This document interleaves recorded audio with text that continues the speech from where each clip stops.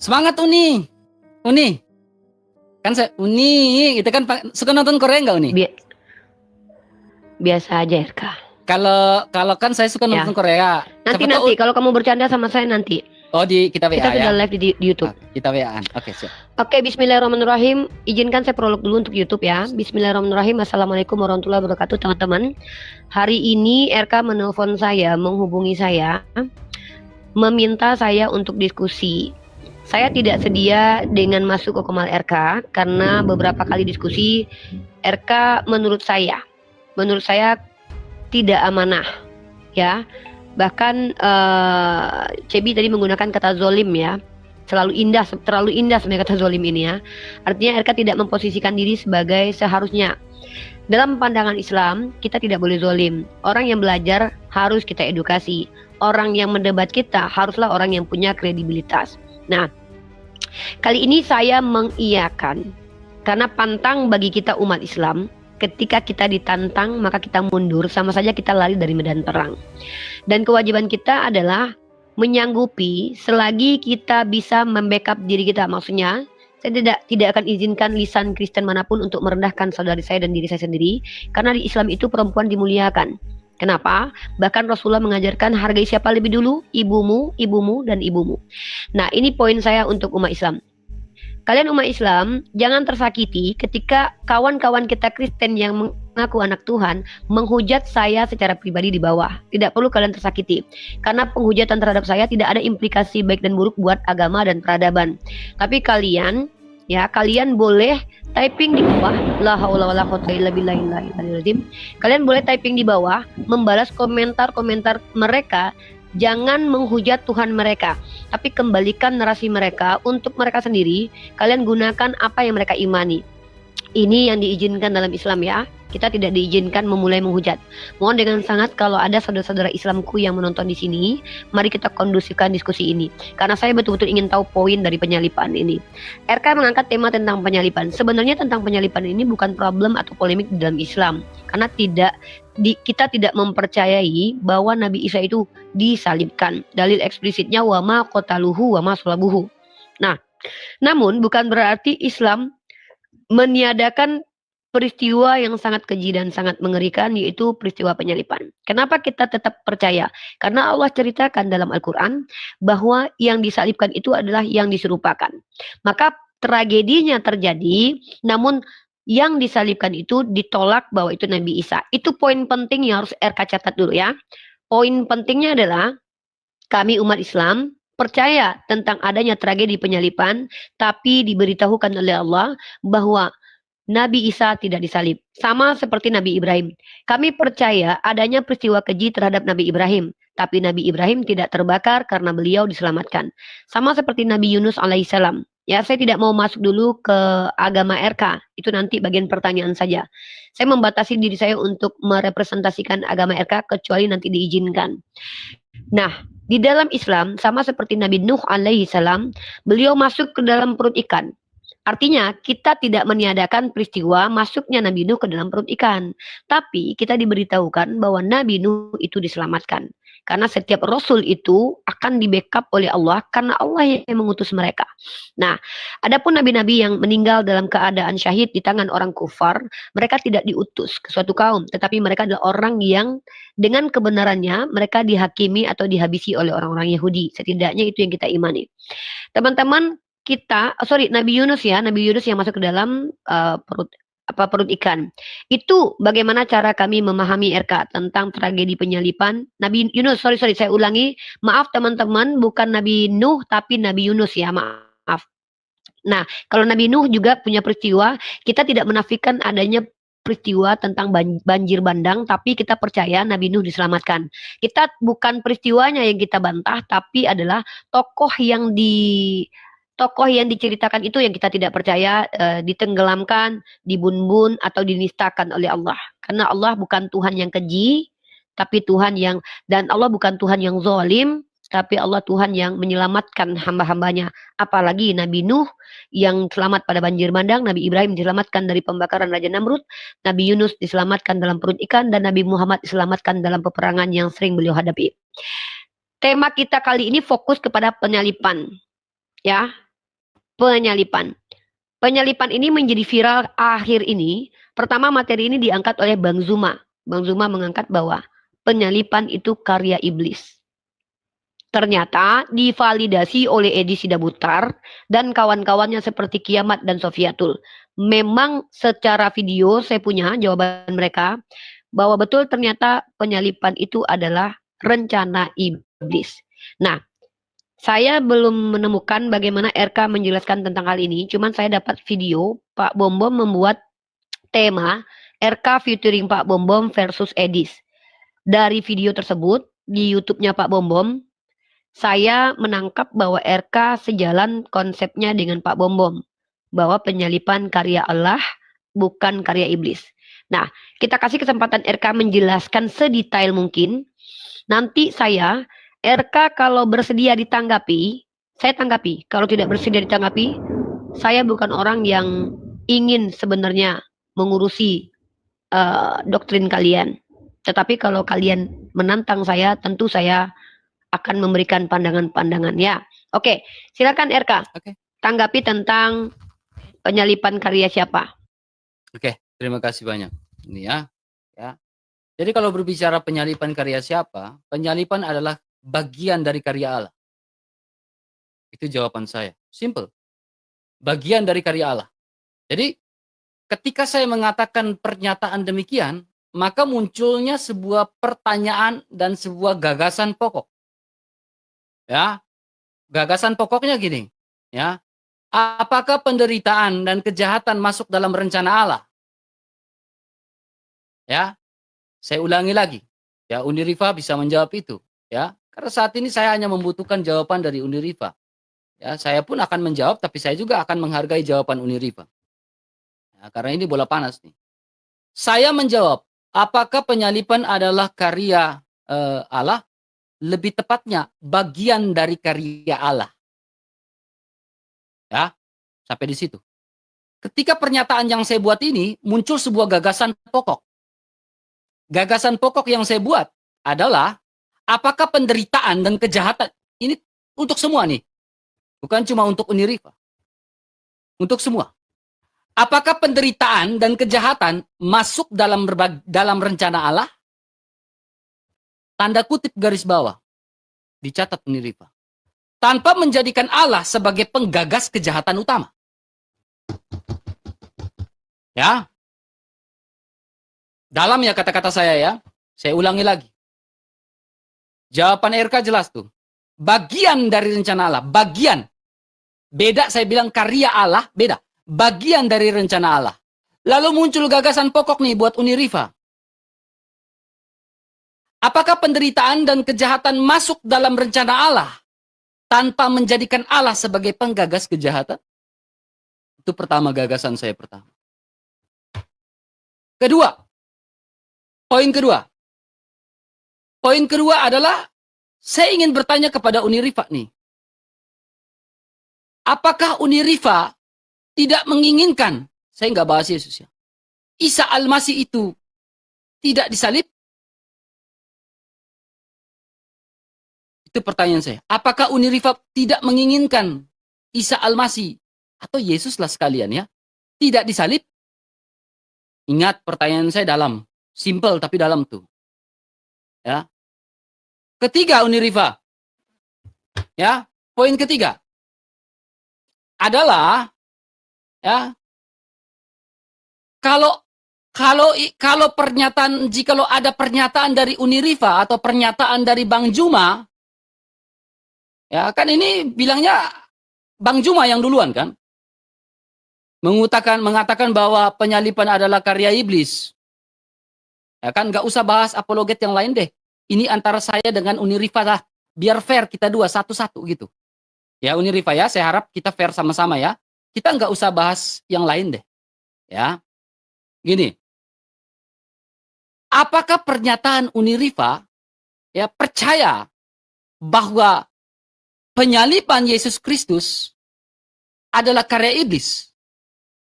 Apakah Uniriva menggunakan sebuah dalil dan data bahwa Allah itu mengkehendaki yang namanya damai sejahtera, tetapi Allah menolak yang namanya sebuah karya kejahatan, yaitu contohnya penyaliban. Apakah penyaliban adalah bagian dari kejahatan? Dalam pernyataan saya.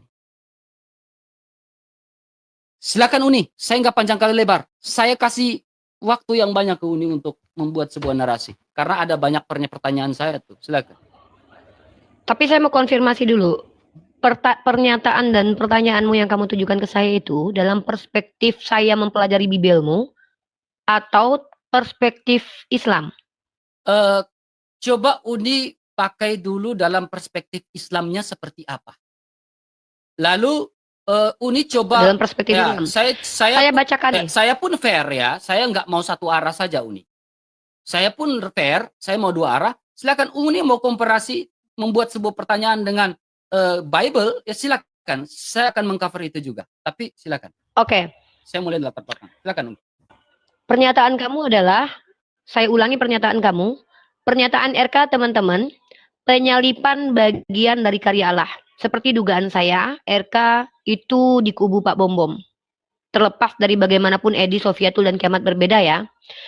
Nanti RK kamu konfirmasi, saya tidak mau dituduh memframing. Karena saya mendapat tontonan banyak sekali perbedaan-perbedaan di antara kalian yang tentang penyalipan ini karya siapa. Edis sepakat bahwa itu karyanya. Sorry, saya ulangi pernyataan Edis ya. Kalau kamu mau, butuh saya punya video Edis. Edis menjelaskan begini. Sabar, penyalipan Uni. Itu adalah rencana. Sabar Uni, saya bukan di kubu siapa-siapa, ya Uni. Oke. Saya tetap kita close. Saya tetap dengan diri saya. Oke. Oke, baik. Silakan. Jadi fokus dengan pernyataan yang menjadi saya. Ini. Teman-teman perhatikan ya, polemik ini muncul dari statement Bang Zuma, kajian Bang Zuma, bahwa Bang Zuma membuktikan dengan banyak data dan konsekuensi logik, penyalipan ini adalah karya Sibilis ya. Lalu divalidasi oleh beberapa apologet Kristen. Secara terang-terangan, Edis mengatakan bahwa penyalipan itu karya Sibilis. Bahkan Edis menyatakan bahwa yang percaya penyalipan karya Allah adalah ini, kata Edis, disupport oleh Sofiatul dan juga beberapa apologet lainnya. Walaupun Pak Bom Bom berbeda dengan si Edis. Kita fokus kepada RK. RK mengatakan pernyataan RK itu adalah penyalipan bagian dari karya Allah. Saya pembaca jurnal ilmiah, teman-teman. Maka saya tunjukkan data ilmiah ya. Mereka itu berpendapat is okay, tapi kita pakai data ilmiah ya. Ini ya. Teman-teman dari Proskuneo Journal of Theology, Prodi Teologi STT Transformasi Indonesia Manado, volume 1 nomor 1 edisi September 2024 ya. Ini ditulis oleh beberapa orang, ada Kanaya Fiorencia Christina, ini ya. Di sini judul jurnalnya adalah Menggali Makna Anugerah dalam Kematian Yesus Kristus dan Implikasinya bagi Jemaat Masa Kini. Ini karya ilmiah yang saya gunakan untuk menjadikan sumber saya anggap valid ya, karena kalau pandangan pribadi RK dan Edis itu kembali ke mereka. Ternyata karya ini adalah karya Allah, teman-teman. Penyalipan itu adalah karya penyelamatan Allah. Ya. Ini adalah karya penyelamatan Allah. Edis berkata bahwa penyalipan rencana Sibilis. RK berkata penyalipan bagian dari karya atau rencana Allah. Ya, karya dengan rencana itu beda, teman-teman ya. Karya itu adalah hasil dari karya, upaya membuat, menjadikan, menghasilkan sesuatu. Sementara rencana adalah apa yang akan kau lakukan. Ya, itu beda, teman-teman ya. Karya itu adalah hasilnya, rencana itu sebelum ada karya itu. Bedakan, teman-teman. Nah, jadi kalau dikatakan rencana, itu ada ketergantungan dengan karya. Karena diawali dengan rencana, maka timbullah karya. Secara umum itu adalah rencana, secara khusus adalah karya. Pahami ini teman-teman ya. Nah, lanjut. Saya tadi kutip perkataan RK, karena saya catat, saya ulangi. Penyalipan bagian dari karya Allah. Maka ini pasti rencana Allah. Karena yang punya karya adalah Allah, tentu rencananya rencana Allah. Karena khususnya adalah karya, umumnya adalah rencana. Bagaimana mungkin karya saya bukan rencana saya? Kalau rencana saya bisa jadi karyanya bukan punya saya. Karena rencana dari saya bisa jadi orang yang eksekusi. Tolong bedakan teman-teman. Ini landasan teori. Nah, lanjut. Kemudian RK bertanya kepada saya, apakah Uniriva tidak menginginkan Nabi Isa disalib? Yang kedua, apakah ada dalil bagian dari kejahatan itu adalah bagian dari rencana Allah? RK meminta saya menjawab dari Islam. Maka saya akan menjawab RK. Tentang keinginan RK, saya menggunakan rasio. Kami diizinkan pakai dalil akli ya. Dalam dalil akli saya bukan menginginkan atau tidak menginginkan karena saya tidak punya hak veto atas apa yang terjadi di dunia ini. Tapi mungkin lebih tepatnya saya ganti begini. Menurut pribadi saya, orang yang punya rasio, Tuhan ketika mengutus hambanya untuk memberitakan kebenaran, dia tidak akan menzolimi hambanya. Catat ini baik-baik RK. Saya gunakan dalil ya RK. Ya, saya gunakan dalil ya. Saya gunakan dalil, ini dia. Al-Baqarah ayat 185. Oke, bukan itu dulu, kita kesini dulu ya. Saya kasih data dulu.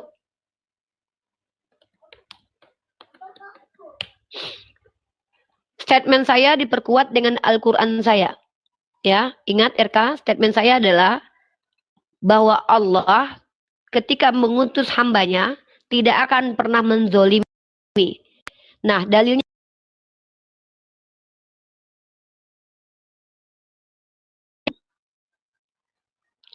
ya, di sini. Surah Al-Kahfi ayat 49. Saya bukakan ayatnya. RK silakan di cross check ayatnya, surah Al-Kahfi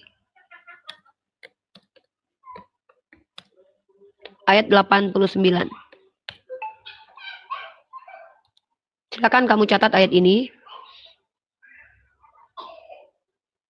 Oh, sorry, bukan ini. Bentar. Sorry teman-teman kalau ada noise ya, saya tinggal bersama kakak.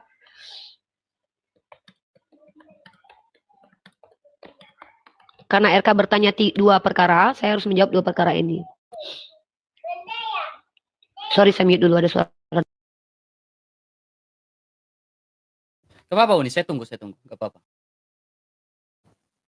RK, Al-Kahfi ayat 49 ya, saya bacakan ayatnya ya. Bismillahirrahmanirrahim, teman-teman. Saya bacakan terjemahannya RK. Dan kitab-kitab amal juga tetap akan dibentangkan, maka engkau akan melihat orang-orang yang berdosa itu merasa takut akan apa yang tersurat di dalamnya, dan mereka akan berkata. Al-Kahfi 49 kan? Maaf ya Uni ya, maaf saya potong. Ini Al-Kahfi 49 ya, Al-Kahfi kan? 49, ya. Ya, ini dia bilang bukan yang diletakkan kitab-kitab ya, bukan yang amal, bukan. Beda nih. Bukan. Bentar. Ini versi terjemahan Melayu. Saya bacakan bahasa Arabnya aja, biar saya coba translate satu bentar. Coba biar saya juga bisa lihat. Dan kitab-kitab amal ini penegasan dari terjemahan Melayu nih. Saya pakai terjemahan Melayu ya, dan ini tanda kurung di dalamnya ya. Kamu menggunakan, nah nih. Ya, dan kitab-kitab amal ini merujuk kepada apa? Nih. Wawudi al-kitab. Ya. Kitab yang dimaksud di sini adalah kitab amal. Oke, bukan Al-Qur'an gitu ya. Ini harus kamu pahami. Maka ini menggunakan tanda kurung, bukan mengganti tapi penegasan. Makanya ada tanda kutip di sini. Ya. Ya, begitu ya, kamu pahami ya. Nah, di sini wawudi'al kitabu fataral mujrimina mushfiqina mimma fihi wa yaquluna ya wailatana ma li hadzal kitabi la yughadiru saghiratan wala kabiratan illa ahsaha wa wajadu ma amilu hadira. Ini poin saya. Allah tetapkan dirinya bahwa wala yazlimu rabbuka ahadan. Ini yang poin yang kamu harus pahami. Ya, saya tidak bicara tentang konteks ayat ini karena tidak ada kaitannya, tapi ini sifat Allah yang Allah sampaikan tentang dirinya, bahwa Allah memiliki sifat tidak akan pernah zalim. Nah, jadi perkataan saya sesuai dengan dalil Al-Qur'an bahwa Tuhan kami memiliki sifat apa? Tidak pernah zalim kepada hambanya, apalagi kepada Rasulnya yang adalah hamba-hamba pilihannya.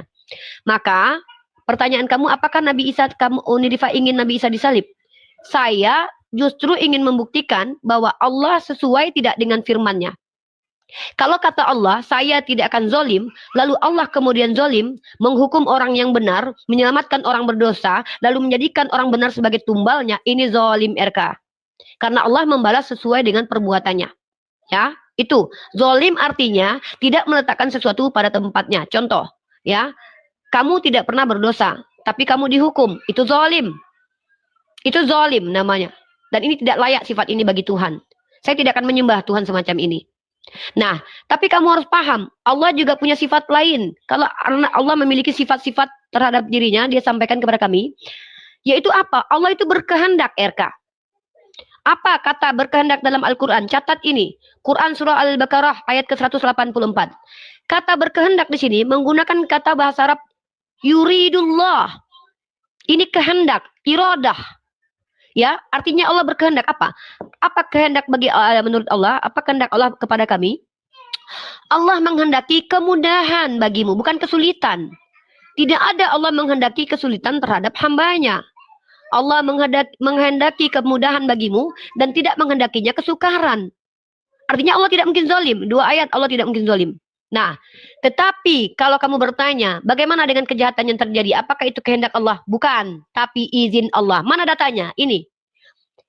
Ya, ma asaba min musibah. Musibah ini keburukan, RK. Ma asaba minhu min musibah illa biiznillah. Izin, RK. Jadi iradat dan izin itu beda. Iradah dan uzina itu beda.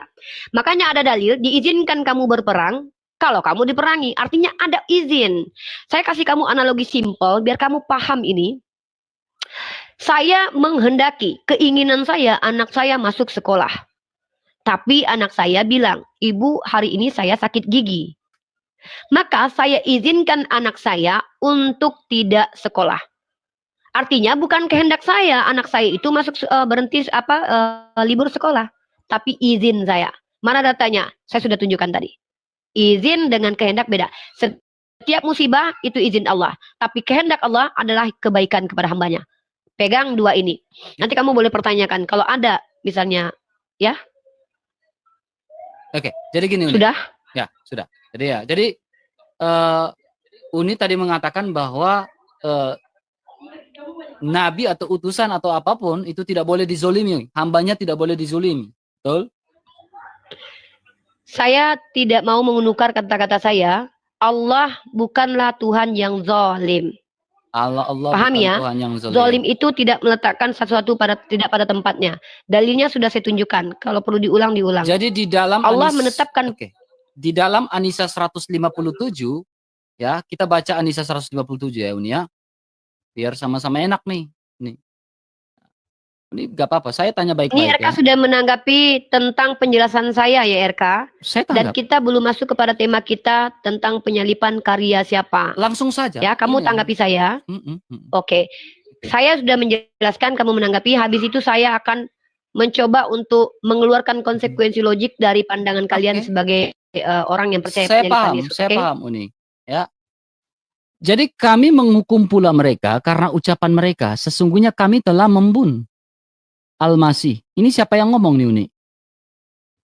Isa putra Maryam. Orang-orang yang zalim yaitu dari kalangan Yahudi dan orang-orang yang zalim terhadap Nabi Isa. Oke, orang-orang yang zalim. Ya, yang ngomong bahwa sesungguhnya kami telah membunuh Al-Masih, Isa putra Maryam, ya. Padahal ya mereka tidak membunuhnya. Ini siapa yang ngomong? Itu Allah memberitahukan bahwa orang-orang zalim tersebut berprasangka telah membunuh Nabi Isa, padahal tidak, karena Nabi Isa diselamatkan. Isa diselamatkan. Siapa yang menyampaikan ini? Kepada siapa? Allah menyampaikan kepada siapa? Semua itu adalah kepada kami lah, kepada Nabi Muhammad yang disampaikan kepada kami. Informasi itu kepada umatnya Nabi Muhammad lah, RK. Oke, jadi kita lagi tidak membahas tentang transmisi kitab suci. Kita membahas tentang penyalipan. Saya paham. Itu latar belakang, saya paham. Ya, jadi gini Uni, ya. Jadi penyalipan ini, kita langsung poin ya. Penyalipan ini, apakah Uni tidak pernah sepakat bahwa Isa itu disalibkan, tetapi adakah indikasi, ya, adakah indikasi bahwa iblis menginginkan penyalipan itu juga? Atau iblis menginginkan karya penyalipan itu juga kepada Isa Al-Masih? Karena saya bukan iblis, jadi saya tidak tahu pikiran iblis. Mungkin karena kalian selama ini berdekatan dengan iblis, maka kalian tahu keinginan iblis. Yang dekat dengan iblis itu Uni, bukan. Tapi nggak usah bahas, jangan lari ke situ nih. Ya, Bukan. kita fokus nih, kita fokus Ya nih. makanya saya tidak tahu karena saya bukan berteman dengan iblis, jadi saya nggak tahu keinginan iblis. Mungkin kalian karena sering teman sama iblis, jadi tahu keinginan iblis. Jadi apakah iblis tidak punya, jadi Uni tidak tahu jawab, apa iblis tidak punya keinginan untuk menyalibkan Isa Ya, Al-Masih karena saat saya itu? kan nggak tahu bagaimana cara berpikir iblis, RK. Lantas bagaimana ada di dalam An-Nisa 157 nih Uni? Loh, kalau Allah Maha tahu, RK. Ini keinginan Jangan tanya siapa nih? kamu Padahal punya mereka keinginan tidak. Allah. Ya ini kami menghukum pula karena RK, ucapan mereka saja pertanyaanmu kami ini telah tentang membunuh apa? mereka. Coba ulangi pertanyaanmu, Dek. Dek, coba kamu ulangi pertanyaanmu. Oke, Kamu baik. bertanya tentang keinginan iblis. Saya jawab, RK, berhubung karena saya bukan umat sibilisis, bukan teman sibilisis, bukan saudara sibilisis, saya nggak tahu keinginan sibilisis. Ya, Oke. kalau kalian tahu rencana sibilisis, ya mungkin karena ada kedekatan emosional. Kalau kamu tanya bagaimana pandangan Al-Quran, saya diberitahukan bahwa iblis itu meminta kepada Allah untuk menyesatkan manusia. Jadi bukan saya yang tahu kehendak sibilisis. Kalau Tuhan saya kenapa tahu? Karena Tuhan saya maha tahu tentang apa yang dipikirkan hamba-hambanya. Kalau saya nggak mungkin tahu kehendak sibilisis, nggak ada hubungan kekerabatan, RK. Oke. Ya, Oke. poin kita kan penyalipan. Oke. Ya, Ya, penyalipan ini karya iblis atau karya Tuhan. Oke. Nah, saya sudah jawab. Kami tidak mengimani penyalipan terhadap Nabi Isa. Artinya kami tidak punya masalah dengan itu, adikku yang ganteng. Oke. Nah, yang punya masalah itu kalian. Makanya kita bahas tentang. Ya, saya paham. Lanjut. Ya. Makanya di pernyataan saya di awal itu ada pernyataan saya, apakah penderitaan dan kejahatan masuk dalam rencana Allah? Uni sudah jawab. Tetapi ada poin kedua, ya, tanpa menjadikan Allah sebagai penggagas kejahatan. Jadi menurut Uni, ya, menurut Uni ini saya tanya, apakah Yudas Iskariot berperan dalam karya itu? Oke, kalau kamu berbicara tentang konteks Al-Quran, kami tidak diperkenalkan siapa Yudas, kecuali dalam tafsir yang mereka juga mengambil sumber-sumber Israeliat. Mohon maaf, saya tidak kenal dengan Yudas Iskariot dalam teologi Islam. Yang kenal Yudas Iskariot itu adalah kalian. Karena berkat Yudas Iskariot mencium Yesus, kalian selamat. Jadi nggak ada kaitannya dengan Islam, Yudas. Oke, RK, dari tadi kamu banyak bertanya, oke? Pandangan Uni, saya yang bertanya ke kamu. Enggak, saya baik-baik nih Uni ya. Saya baik-baik nih. Pandangan Uni ketika mengatakan berkat Yudas Iskariot, adanya penyalipan itu dasarnya dari mana? Oke, baik, kita jawab. Baru masuk ke poin kita ya. Teman-teman, saya 3 poin ada silogisme ya. Saya buatkan silogismenya. Edis dan kawan-kawan mengatakan bahwa Gak usah bahas Edis. Gak usah bahas Edis. Di sini urusan saya dengan Uni Rifa. Oke, saya ganti. Beberapa para apologet Kristen yang dipercaya oleh orang Kristen seolah-olah mewakili orang Kristen, walaupun mungkin yang diwakili mungkin tidak semua, itu percaya bahwa rencana penyalipan itu adalah rencana sibilisis. Namun rencana ini diubah oleh Tuhan menjadi karya keselamatan, teman-teman. Perhatikan baik-baik ya. Ide dan gagasan sibilisis diberkati oleh Tuhan. Kenapa? Karena ide iblis ini menyelamatkan RK dan para pelaku kejahatan lainnya di kalangan Oten. Perhatikan baik-baik ini. Maka di sini konsekuensi logiknya adalah kejahatan sibilisis itu sebenarnya adalah ketetapan Tuhan yang sudah dinubuatkan dalam perjanjian lama. Jadi kalau kita lihat semua rancangan kejahatan sibilisis terhadap Yeshua HaMashiach itu adalah big plan-nya itu dari Allah Bapa. Dalilnya mana? Dalilnya doktrin mereka percaya bahwa ada nubuatan tentang Yesus bahwa dia akan mati. Lukas pasal 24 ayat 46 yang walaupun ayat itu tidak ada ditemukan sama sekali. Persis seperti itu. Ada tertulis demikian. Mesias harus mati dan dibangkitkan di hari ketiga. Ayat itu ada, tapi tidak ditemukan. Mungkin hilang dimakan kambing, kita nggak tahu ya. Namanya juga tekstual bisa rusak. Nah, kemudian sibilisis ini setelah dia tentu yang lebih tahu apa yang akan terjadi adalah Tuhan. Masa sibilisis tahu? Maka sibilisis ini hanya menjalankan ketetapan Tuhan terhadap dirinya. Karena nggak mungkin sibilisis bisa menolak karya keselamatan Tuhan. Nah, lanjut. Sibilisis itu masuk neraka. Sementara dia masuk neraka atau Yudas masuk neraka karena dia menjalankan ketetapan Tuhan. Karena tentang penyalipan itu adalah big plan dari Allah Bapa. Bahkan itu bagian rencana menurut RK. Jadi ini terjadi kezoliman besar, teman-teman. Yudas niat jahatnya diridhoi oleh Tuhan untuk menyelamatkan orang jahat lainnya, tapi dia malah masuk neraka. Perhatikan baik-baik. Ide dan gagasan Yudas itu tidak akan muncul, teman-teman. Tidak muncul kalau tidak menjalankan ketetapan Tuhan, karena penyalipan sudah dinubuatan sejak semula. Maka Yudas ini adalah pionnya Tuhan untuk menyempurnakan keinginan Tuhannya umat Kristen agar Yesus tersakiti di tiang salib dan mati, karena itu karya keselamatan Tuhan. Maka ini sangat zolim, di mana Tuhan menggunakan rencana Sibilisis dan Yudas si orang jahat untuk menyelamatkan orang jahat lainnya, tapi justru memasukkan mereka berdua ke neraka. Zolim sekali, ya. Dan bahkan orang-orang jahat diberkati dengan adanya kezoliman terhadap Yesus. Yesus itu dizolimi. Dia diutus menjadi karunia. Perhatikan baik-baik. Apa kata Tuhannya orang Kristen? Begitu besar kasih karunia Allah, sehingga dia mengutus anak tunggalnya menjadi karunia, bukan menjadi tumbal. Bukan menjadi tumbal, tapi karunia. Kalau menjadi karunia, artinya seharusnya kedatangan Yeshua HaMasyiah 33 tahun di dunia harusnya berimplikasi positif untuk bukan hanya Oten saja. Bukan hanya di akhirat saja. Seharusnya seperti Nabi Muhammad. Menjadi rahmat untuk kampung halamannya minimal. Orang tuanya minimal. Tapi masalahnya saya belum menemukan apa manfaat Yesus mati dan bangkit dan hidup di dunia untuk peradaban ya. RK, mohon maaf ya. Mohon maaf, ini nanti kamu boleh tanggapi. Gak apa-apa.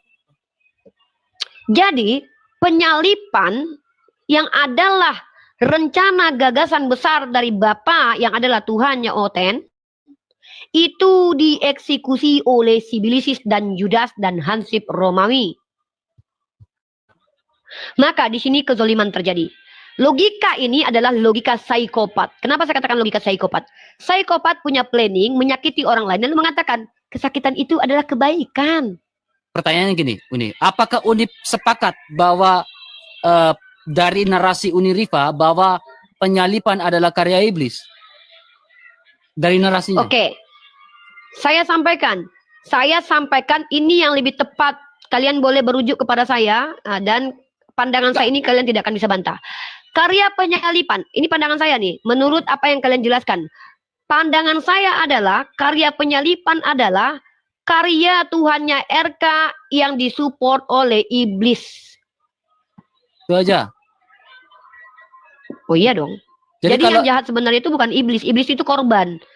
Karena dia dipakai Tuhan Anda. Yang paling zolim di atas segala-galanya Tuhan Bapa. Udah. Ada pertanyaan? Oke, pertanyaan saya begini. Silakan. Ya, ini pertanyaan karena saya belum bertanya kepada RK. Pertanyaan saya kepada RK, apakah Bapak menghendaki Yesus mati disiksa di tiang salib? That's all. Ini bukan izin ya, Dek. Kehendak. Oke. Terima kasih banyak. Pertanyaannya cukup bagus ya. Ya, luar biasa. Makanya saya memberikan sebuah pernyataan di awal tadi, Uni Rifa. Ya, apakah penderitaan dan kejahatan masuk dalam rencana Allah? Dan tanpa menjadikan Allah sebagai penggagas kejahatan. Ini sebenarnya dalam, tetapi Uni Rifa memberikan sebuah pernyataan bahwa Allah Bapa memakai iblis ya dalam karya penyelamatan. Ya, dalam karya penyalipan. Justru pernyataan Uni Rifa ini bertentangan dengan gagasan saya di awal. Sebenarnya itu bukan pertanyaan, tetapi sebuah pernyataan yang kita semua sudah tahu menjawabnya. Apakah penderitaan dan kejahatan masuk dalam rencana Allah tanpa menjadikan Allah sebagai penggagas utama? Gitu ya. Lalu gini, poin berikutnya. Ya, kita melihat dari sebuah latar belakang nih, Uni Rifa. Teman-teman bisa berpikir juga ya. Kita lihat dari sebuah latar belakang Uni Rifa. Ya, bahwa ya dalam sebuah data ya, bahwa apakah kematian atau penyalipan Yesus Kristus adalah rencana Allah, lebih tepatnya bagian dari rencana Allah. Data yang saya gunakan mana nih? Nih. Kisah Rasul nih. Dia yang diserahkan Allah menurut maksud dan rencananya. Rencana Sang Bapa. Di dalam topik dan ide-ide pokok paragraf ini tidak pernah mengatakan rencana iblis. Jadi pernyataan Uniriva sudah fatal di depan. Karena Alkitab tidak pernah mengatakan bahwa iblis berkarya di dalam penyalipan Yesus Kristus. Tapi mengapa? Mengapa sampai itu terjadi? Kita buka ayat selanjutnya, teman-teman. Ya. Ya. Nih. Ini Kisah Rasul pasal 4. Untuk melaksanakan segala sesuatu yang telah engkau ini siapa? Iblis. Atau Allah. Engkau tentukan, dipredestinasi dari semula. Oleh kuasa dan kehendakmu. Ini Allah. Ya. Tetapi bagaimana sampai munculnya ayat itu? Latar belakangnya seperti apa? Sampai munculnya itu. Jadi salib adalah rencana keselamatan dari Allah. Bagian rencana keselamatan. Yang terlaksana melalui niat jahat si iblis. Iblis punya niat jahat. Ada. Tetapi penyalipan itu bukan karya iblis. Ingat. Penyalipan bukanlah karya iblis. Ada niat jahat si jahat. Tetapi Allah merencanakan keselamatan itu, membalikan keadaan itu, menaklukkan dengan tujuan ilahi. Ya, kalau Uniriva mengatakan karya-karya iblis, datanya di mana? Datanya di mana? Ya. Datanya di mana? Ya. Itu saya baru tunjukkan dua data tuh. Dua data tuh, belum yang lain lagi. Ya. Pertanyaannya, apakah Allah tahu? Kenapa sampai kalau Allah tahu bahwa manusia bakal berdosa? Dan apakah Allah tahu dia harus mengutus anaknya yang tunggal? Tahu. Bahkan sebelum manusia jatuh ke dalam dosa, Allah sudah tahu itu. Dalam bahasa Yunani menggunakan kata proginosko. Pengetahuan Allah. Tetapi dalam kedaulatannya dia. Ya, makanya saya memiliki sebuah buku yang bagus. Ya. Buku ini Kedaulatan Allah dan Tanggung Jawab Manusia. Ber-ISBN. Ya. Ya. Jadi kedaulatan Allah. Jadi kenapa sampai dengan ada karya penyalipan itu? Karena Allah konsisten dengan hukumnya sejak semula. Manusia berdosa di dalam Kejadian 2 ayat 17. Manusia berdosa akan mengalami kematian. Nah sekarang untuk mengembalikan marwah kematian itu, apakah Adam dan Hawa bisa mengembalikan marwah kematian itu? Tidak bisa. Adam dan Hawa tidak bisa mengembalikan marwah kematian. Lalu muncul pernyataan dari Uniriva nih. Apakah iblis berperan di dalam penyalipan untuk mengembalikan marwah kematian itu? Itu pertanyaan itu. Saya ulangi pertanyaannya. Itu pertanyaan saya, RK. Iya, sama-sama nih Uni. Pertanyaan saya apalah, siapa yang menghendaki kematian Yesus? I got the point. Saya paham Uni, saya paham. Tenang. Ya? Ya. Jadi, kita melihat dari sebuah latar belakang. Manusia berdosa mengalami kematian, Kejadian 2 ayat 17 dalam bahasa Ibrani menggunakan kata tamut. Ya. Karena kematian itu punya konsekuensi. Konsekuensinya adalah apa? Dosa. Ya. Lalu siapakah yang akan mengembalikan marwah kematian itu? Yang sudah dirusak karena kematian dan dosa itu siapa? Lalu muncul pertanyaan, apakah iblis berperan untuk mengembalikan marwah kematian itu? Saya bilang tidak. Iblis tidak berperan untuk mengembalikan marwah kematian itu menjadi sebuah kemuliaan di hadirat Allah. Iblis tidak berperan dalam karya itu, sama sekali tidak berperan. Kalau saya mengatakan iblis berperan untuk mengembalikan marwah kematian itu, ya, maka apa yang terjadi? Saya masuk surga juga karena iblis. Paham ya sampai sini? Saya bisa masuk surga karena iblis. Saya paham. Ya, udah. Saya paham Uni. Lanjut, tenang Uni. Lalu gini Uni. Ya. Sampai di sini. Saya ingin memberikan sebuah pertanyaan yang cukup menggelitik kepada Uni. Ya. Pertanyaannya menggelitiknya apa? Jikalau iblis berperan untuk mengembalikan marwah kematian itu, Pertanyaannya, Yudas Iskariot itu kan dihasut sama iblis. Berarti apakah termasuk peran iblis di situ? Lalu muncul pertanyaan, apakah tanpa Yudas Iskariot Yesus akan tetap tersalibkan? Silakan jawab. Oke. Teman-teman, izin saya tidak merendahkan RK, tapi ini fakta yang saya tangkap barusan. Ada ketidakpahaman RK membedakan antara 3 kata yang penting untuk 3 kata kunci. Karya, rencana, dan kehendak. Tadi pertanyaan saya belum jawab RK. Yang menghendaki Yesus mati itu siapa? RK mengatakan bahwa yang jelas penyalipan bukan karya iblis. Ya, itu kata RK. Tapi mohon maaf, saya nggak ngerti kalian itu berpatokan kepada bahasa Indonesia atau bahasa apa RK. Mari kita buktikan pakai data.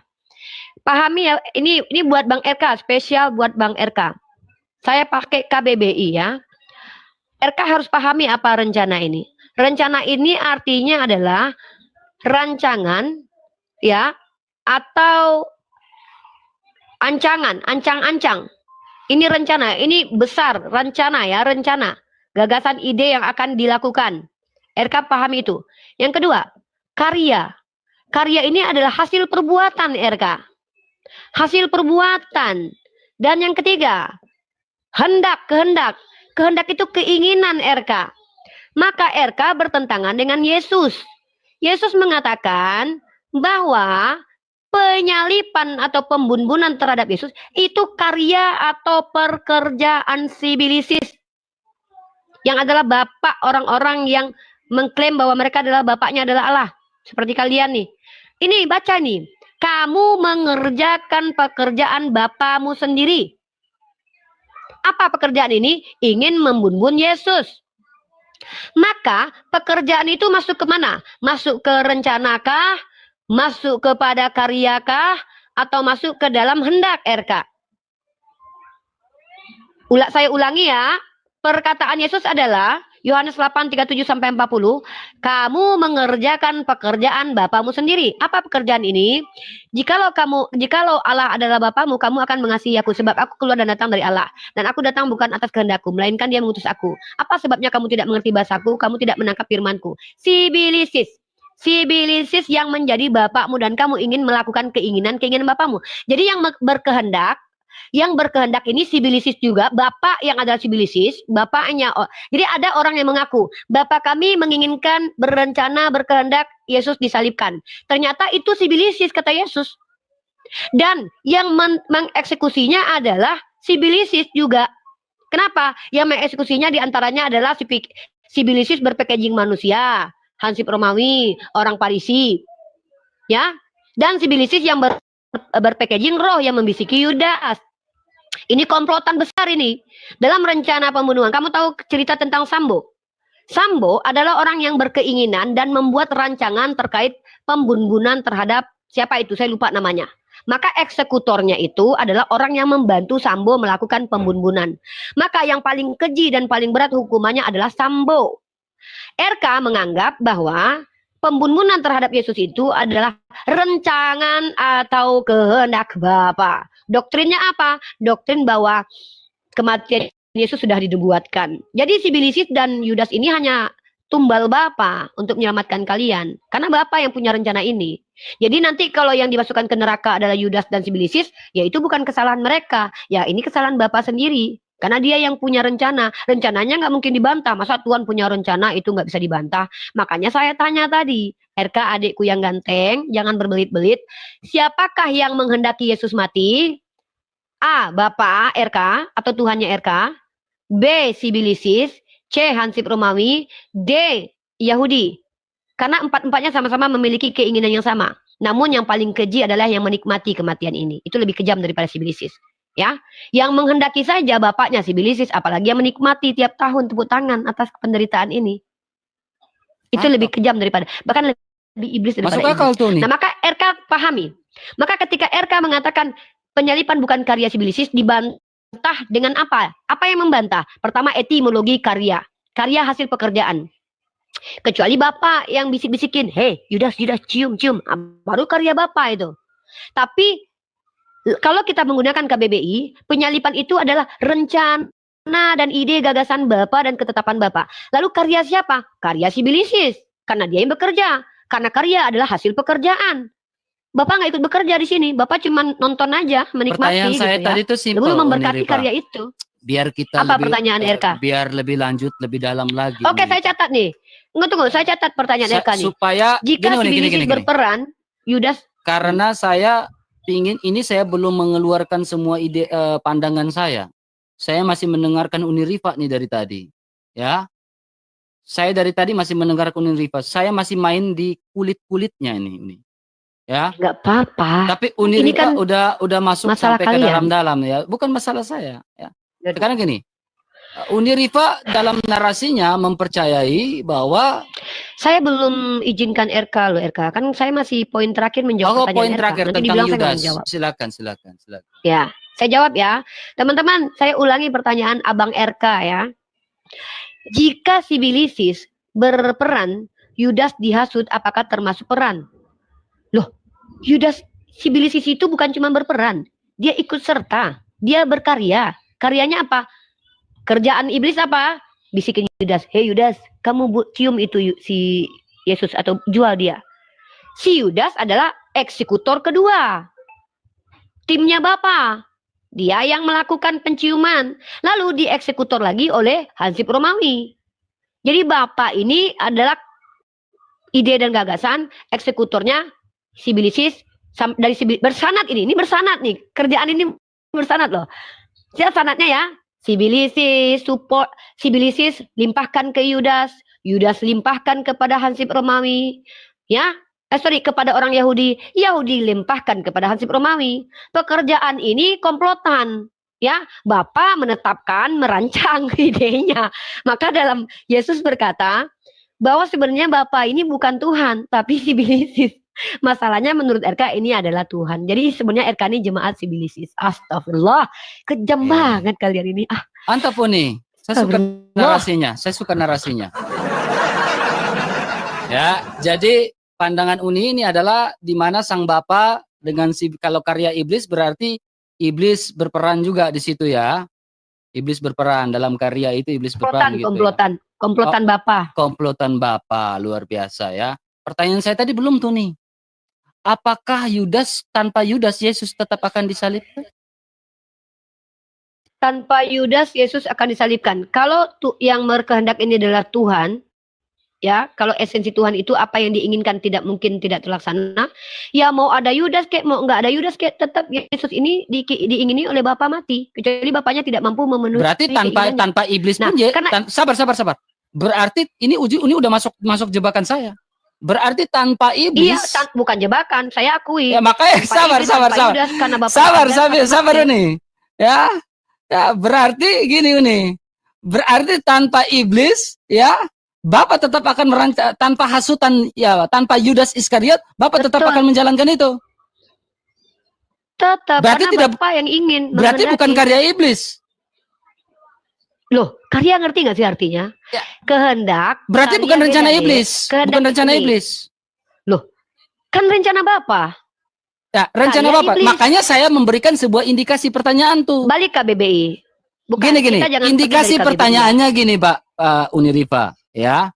Tanpa Yudas Iskariot, apakah iblis masih menjalankan karya penyalipan itu? Unirifa bilang, ya bisa. Tuhan ini adalah Tuhan yang mampu bisa atau tidak? Pertanyaan saya, bisa atau tidak? Ya tergantung Tuhannya dulu. Tuhannya ini Tuhan yang mampu melanjutkan idenya atau tidak. Tuhannya berkuasa enggak? Mantap tuh, saya pegang tuh idenya. Keren. Idenya. Ini yang saya mau buat Unirifa mengerti dan juga. Keren tuh. Tapi bentar. Saya mau ingatkan RK aja. RK rencana adalah rancangan. RK saya ulangi ya. Karya adalah giliran saya nih Unirifa. Saya ingatkan kamu bahasa Indonesia. Iya, saya paham. Saya paham, makanya saya dari tadi saya diam sebentar. Saya tidak kejebak. Ya. Kenapa saya kejebak? Justru ini udah kejebakan dengan saya nih ya. Ini dengar nih ya. Apa yang blundernya apa? Oke, dengar. Giliran saya nih, Uni. Giliran saya nih, Uni, ya. Diam, Uni, ya. Jadi gini, Uni. Jadi Uni harus memahami konsisten dari Allah itu. Allah itu maha kasih, tetapi Allah itu juga adil. Ya kan? Allah itu maha kasih, tetapi Allah itu juga adil. Kita bicara pertama keadilan Allah nih. Dia menciptakan segala sesuatu. Ya kan? Lalu kedua makhluk atau kedua manusia Adam dan Hawa itu ditempatkan di dalam taman itu. Ya. Ditempatkan di taman itu. Ya. Lalu di dalam taman itu Allah memberikan sebuah aturan, sebuah ketentuan, sebuah hukum. Hukumnya apa? Jika kau makan buah itu, kau akan mati. Itu dalam Taurat. Itu hukum. Jadi harus bisa bedakan. Ya, harus bisa bedakan. Makanya saya memberikan sebuah pernyataan. Yesus disalibkan karena kejahatan manusia. Karena hukum itu konsisten. Ya. Jadi gini, Yesus disalibkan ya karena kejahatan manusia. Lalu untuk apa Allah menciptakan manusia kalau untuk berdosa? Allah menciptakan manusia bukan tujuan untuk berdosa. Ya. Allah menciptakan manusia bukan tujuan untuk berdosa, tetapi di dalam diri manusia ada free will di situ. Ada kemauan, ada kehendak. Dan kehendak itu dipakai. Mau menaati, maka akan diberkati. Tetapi kalau tidak taat, kamu dikatakan terkutuk. Mati. Karena dosa adalah pelanggaran hukum Allah. Dosa adalah pelanggaran hukum Allah. Ya, sekarang makanya muncul pertanyaan saya tadi di awal. Pertanyaan saya gini, siapa yang mengembalikan marwah ketika manusia jatuh ke dalam dosa? Kalau kita lihat juga di tempatnya Uni, di kitabnya Uni, Adam dan Hawa tidak bisa saling tolong-menolong di dalam situ. Sampai Adam dan Hawa harus diusir dari taman itu. Ya, makanya muncul pertanyaan saya yang cukup menggelitik. Apakah iblis bagian daripada karya penyalipan untuk mengembalikan marwah itu? Udi bilang iya. Ya kan? Karena bersekongkol dengan Allah. Bukan itu maksudnya. Di Bible bukan maksud itu. Sabar Uni. Jangan potong. Saya nggak potong Uni, sabar. Jangan panas. Saya dari tadi tenang loh dengan Uni. Ya. Makanya saya bilang orang Kristen juga harus paham alur saya. Jangan bilang, RK kamu gini, RK. Kamu paham alur saya. Ya. Saya ingin membuat kalian mengerti juga nih. Ya. Jadi gini. Allah menciptakan manusia, dia tahu nggak manusia bakal berdosa? Dia tahu. Tetapi bukan itu tujuan Allah menciptakan manusia untuk berdosa. Bukan itu. Tetapi manusia berdosa, ya, mengalami kematian, mengalami kejatuhan, ya, sehingga kematian penyalipan Yesus karena kejahatan manusia atas dasar hukum Allah di dalam Kejadian 2 ayat 17 itu. Oke, sampai situ. Lalu gini, kedua Uni. Pertanyaannya, apakah Yesus akan tetap disalibkan meskipun tidak ada Yudas? Ya, ada beberapa pertanyaan. Nanti saya jawab, termasuk Yohanes 8 itu.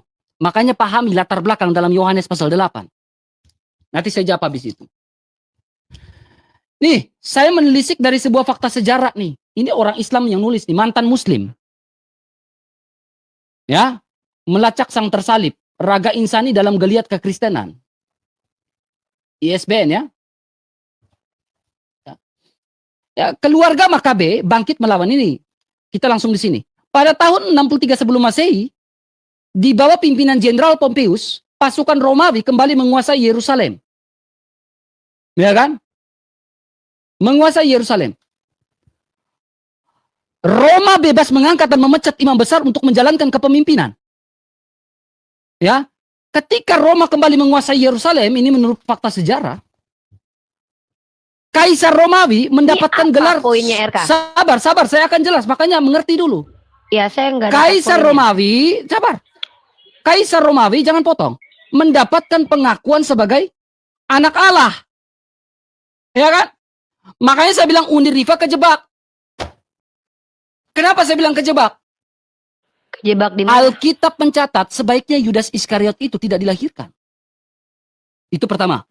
Jadi jangan pakai satu Maksudnya ayat, baca gimana? ayat. Tunggu, tuh. Sabar, Saya sabar, sabar, ngerti. sabar. Jangan potong. Coba jelaskan dulu. Jadi ketika Yesus Kristus mengatakan dirinya sebagai anak Allah di hadapan Kaisar Romawi, Yesus akan tetap disalibkan meskipun tidak ada Yudas, meskipun Yudas itu tidak dibisik sama iblis. Betul. Oke. Tanpa iblis Nah, pun, sekarang Yesus akan disalibkan. Yesus akan tetap disalibkan. Nah, sekarang apakah ini karya Sang Bapa? Karya Sang Bapa atas dasar kejahatan manusia yang tidak bisa menerima konsekuensi dan mengembalikan marwah akibat kejatuhan di dalam dosa itu. Terus kejebaknya di mana? Ya kamu kejebak, kamu bilang tanpa Yudas Iskariot itu adalah komplotan dengan Allah. Iya, kenapa? Iya kan? Mati Iya kan? Yudas. Iya kan? Bentar. Oke, kan faktanya Yesus mati karena bisikan iblis ke Yudas atau bukan? Faktanya itu kan angan-angan kamu tadi. Nah, ini yang akan saya jelaskan. Nah, ini yang akan saya jelaskan. Sabar, ini akan saya jelaskan. Saya nggak kejebak, justru ini yang saya jelaskan. Nih, saya suka nih. Iya, Uni, coba. Sesuai ini, nak, sesuai Rifa. Unirifa sesuai ini. Faktanya Yesus tuh mati kenapa sih RK? Iya, saya paham. Menurut Unirifa adalah karya iblis, udah jelas. Ya kan? Yesus mati menurut Unirifa adalah karya iblis, betul? Betul. Nah, maka dari itu saya memberikan sebuah dalil lagi nih, ya. Dalam Kejadian pasal 50 ayat 20. Memang kamu telah mereka-rekakan yang jahat terhadap aku. Tetapi Allah telah mereka-rekanya untuk kebaikan dengan maksud melakukan seperti yang terjadi sekarang ini. Ya. Jadi, ya, iblis pada saat itu, ya, kita melihat dari kasusnya Yusuf. Yusuf itu saudara-saudaranya dibuang ke tanah Mesir. Dengan maksud yang jahat, seperti kata Kejadian 50 ayat 20. Nih, mereka yang jahat. Tetapi ketika Yusuf di Mesir, Allah mengembalikan itu. Ya, seperti yang saya bilang di awal tadi. Ya, saya bilang di awal tadi, di mana ya salib adalah rencana keselamatan Allah yang terlaksana, ya, melalui niat jahat iblis, mereka-reka kejahatan iblis itu. Iblis ingin membuat kejahatan, tetapi Allah membalikan keadaan itu. Jadi tetap saya mengatakan salib adalah karya keselamatan dari Allah. Artinya Tuhanmu meridhoi kejahatan iblis gitu. Tuhan mengizinkan, membalikan. Jadi iblis berusaha untuk mengizinkan atau meridhoi. Iblis berbuat, ya sabar. Iblis membuat itu, ya. Dia berpikir bahwa hikmatnya lebih besar daripada hikmat Allah. Ya, dia berpikir bahwa hikmatnya lebih besar daripada hikmat Allah. Tetapi dalam kemahatauan Allah, Allah sudah tahu itu. Allah sudah tahu itu. Jadi tema yang akan kita bahas ini, ya, ini sudah menjawab dari tema. Temanya apa? Karya siapa? Unirifa bilang karya iblis kan? Saya bilang karya Allah. Rencana keselamatan Allah. Ya. Ya, melalui niat Allah. Ya. Melalui rencana Allah. Oh, berarti Allah yang melakukan itu semua. Atas dasar konsistensi dari awal, hukum Allah yang Allah buat. Ya, intinya karya Allah berarti penyalipan itu. Karya Allah. Karena manusia tidak bisa kamu tanggapi gini. Ini baru kejebak. Ini baru saya nggak kejebak. Saya nggak kejebak. Saya gini. Karena manusia tidak bisa mengembalikan. Sekarang pertanyaannya gini, Unirifa. Ketika manusia berdosa, ya, marwahnya yang mulia itu sudah dirusak oleh dosa. Siapa yang mengembalikan marwah itu? Pertanyaan. Siapa yang mengembalikan marwah itu? Ya. Berapa menit waktu saya RK? Karena silakan. Saya kembalikan marwah itu, silakan. Siapa yang mengembalikan marwah itu? Teman-teman ya, perhatikan teman-teman. Enggak, saya tanya dalam konteks Islam juga Uni bawa iya. Ya, ketika orang berdosa jatuh ke dalam gini. Ketika Adam dan Hawa gini, saya ulang lagi. Ketika Adam dan Hawa jatuh ke dalam dosa, siapa yang mengembalikan marwah itu?